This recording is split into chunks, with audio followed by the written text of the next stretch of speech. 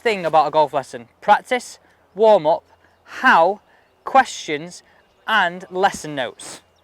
So let's get into this now.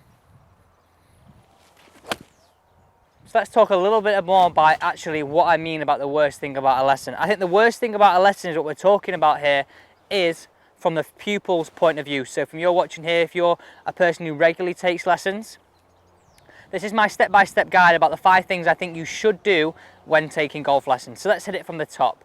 Let's start with questions. So I think a lot of the time when people are having golf lessons, the more questions they can ask, the better. And I think the questions you should ask were in terms of, why are we doing this? How does this help my golf game? And all this is all about doing it is about how you can understand your own golf game, understand why you're making these improvements, and you can actually then start to own your own golf game.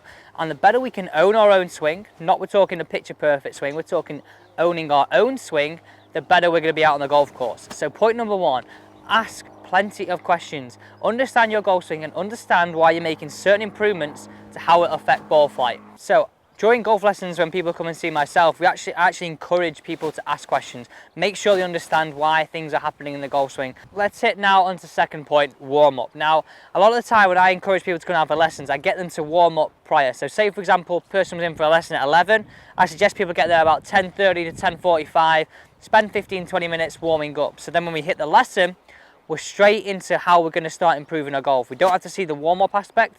We can get straight to actually improving your golf. So a warm-up may be hitting a few chips, a few putts and a few drivers, whatever that may be, or even a few stretches in the changing room. Just really getting us nice and fluid, so when we start hitting the lesson, we don't have to spend the first 10-15 shots warming up. So I've had my warm-up, now we can get straight into the lesson. There's point number 2. Make a quick, concise warm-up, so when you get into your lesson, you're going straight into the business end. Moving on to the third point, and I think this is probably one of the most important points, is actually either taking lesson notes yourself or receiving lesson notes from a coach. Now, this could be in video format or actually write them down in a book. I think having actual lesson notes about drills, reasons, and actually understanding why you're making these changes and how the feelings you create to make these changes is absolutely key. So the way I kind of structure my lesson notes, and this is something that I think you definitely could do yourself or something your coach may also already do, is I kind of write notes in 2 different ways. First way is actually the improvements in what we've started from to what it is now, and the reasons why I made those improvements and what those improvements look like, but then write down yourself or on the video, talk through and write down what that improvement feels like to you. So when you get on the golf course, you've got something you can touch, something you can feel, and something you can apply straight onto the course, rather than knowing what it looks like on video, but forgetting that feeling. How many times have we gone, oh, I hit it so good the other day, hit it really good, get on the course, we've forgotten that feeling, we've forgotten what we actually had. Let's get into writing down these lesson notes, writing down the feelings, and writing down the improvements. Right, point number 4. This is practice. Now, how many times do you practice in between lessons? Now, I would always suggest, imagine you had a lesson once a week or once every other week, if you could get at least 1 to 2 sessions, and these sessions could be 5 minutes in length, 20 minutes in length, an hour, whatever that might be, just spend a little bit of time improving what you spoke about in your lesson. So when you get onto the next lesson, it's a matter of refining what we've said, a matter of then actually moving this game forward, or even concentrating on a completely entire different area of the game. So go on to short game, driver, whatever that might be, something that's really going to take your game forwards out onto the golf course.